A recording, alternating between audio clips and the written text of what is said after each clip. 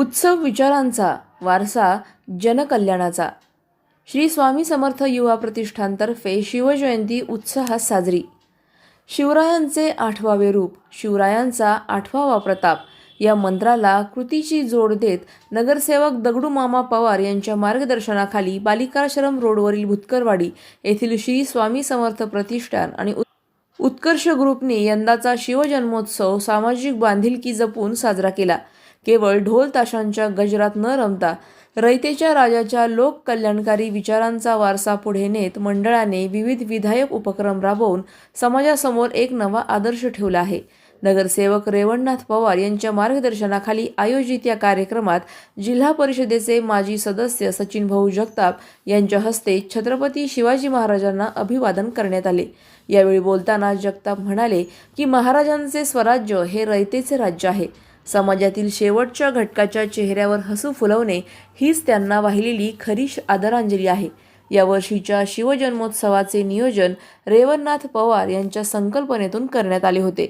यात प्रामुख्याने आरोग्य तपासणी, शैक्षणिक साहित्य वाटप आणि गरजू कुटुंबांना मदतीचा हात देण्यावर भर देण्यात आला। केवळ घोषणाबाजी न करता महाराजांचे विचार आचरणात आणण्यासाठी हे मंडळ परिसरात नेहमीच अग्रेसर असते।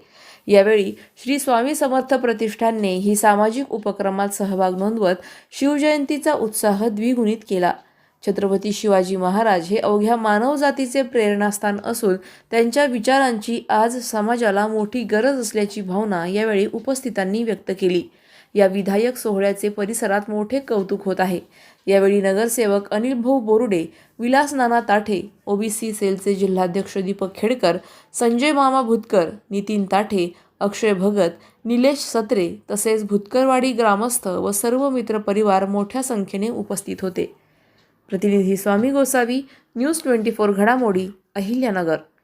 आज सालाबाद प्रमाणे भुतकरवाडी चौक येथे श्री स्वामी समर्थ युवा प्रतिष्ठान व उत्कर्ष ग्रुप यांच्यातर्फे शिवजयंती साजरी करण्यात आली व दरवर्षी आम्ही विविध सामाजिक कार्यक्रम करत असतो। आज सचिन भाऊ जगताप यांच्या हस्ते महाराजांना पुष्पहार अर्पण व आरती करण्यात आली। तरी सर्वांना शिवजयंतीच्या हार्दिक शुभेच्छा। अशाच बातम्यांचा आढावा घेण्यासाठी आजच आपल्या YouTube चॅनलला सबस्क्राईब करा। बातमी आवडल्यास लाईक करा आणि इतरांपर्यंत शेअर करा।